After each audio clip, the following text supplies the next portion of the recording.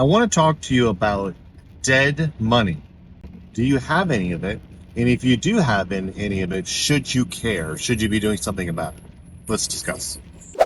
So the idea of dead money is very simple. And if you go to a financial advisor or CFP, if you even ask your father about it or your mother about it or whatever, and you said, what is dead money? They're probably not going to tell you. They probably look at you like you're crazy. Dead money is simple.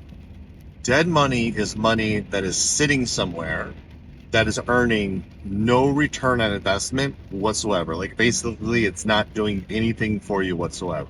And so the idea is like, let's say you won $10,000, from somewhere, and instead of going and putting into a money market account or a savings account or putting it into stock, you just stuck it on the mattress and it just kind of sat there.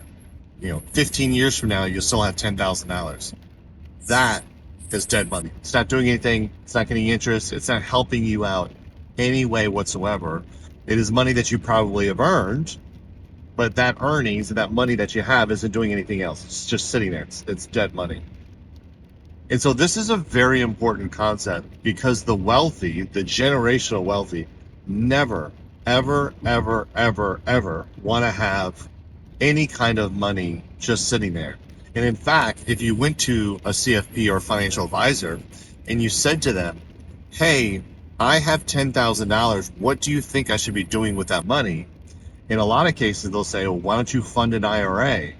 Or why don't you pay down your existing debt, which is getting rid of bad debt, which is costing you money.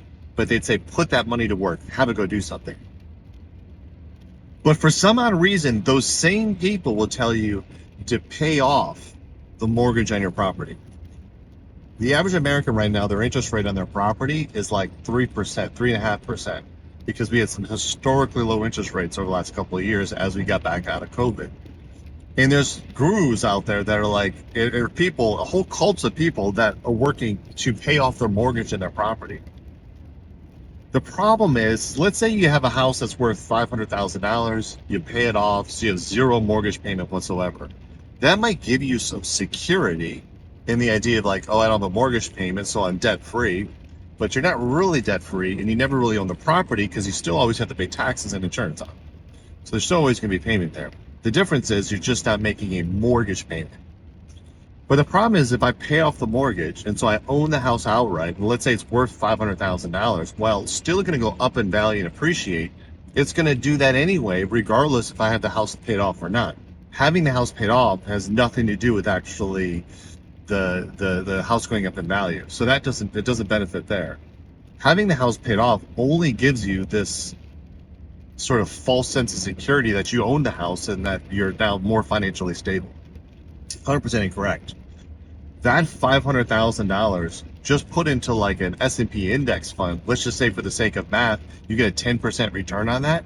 That's $50,000 a year. Basically, might be the salary that you had prior to your retirement, but $50,000 a year you're losing because your house is paid off and the money's just sitting there. It's just dead money. It's not doing anything.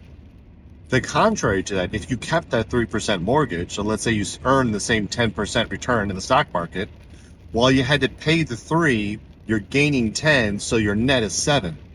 So you're still getting 7% on the $500,000, which is still a great amount of money that you can then you live to spend off. This idea of paying down your house and locking in a bunch of cash inside a property that will never do anything. It's not going to earn you any more money. It doesn't save you necessarily an interest because, like I said, what you put that money into will offset it. It does nothing. Those that understand or those that are pursuing generational wealth need to understand interest rates and how money works. All wealthy people play the interest rate games. Your banks do it, the hedge funds do it, they all do it. Your bank gives you a money market account and they say, hey, we'll give you back 4%. But they're lending out that amount of money, 24% for a credit card, maybe 6% for a mortgage, maybe 12% for an auto loan or 6% for an auto loan. They're making the spread. You need to make the spread as well.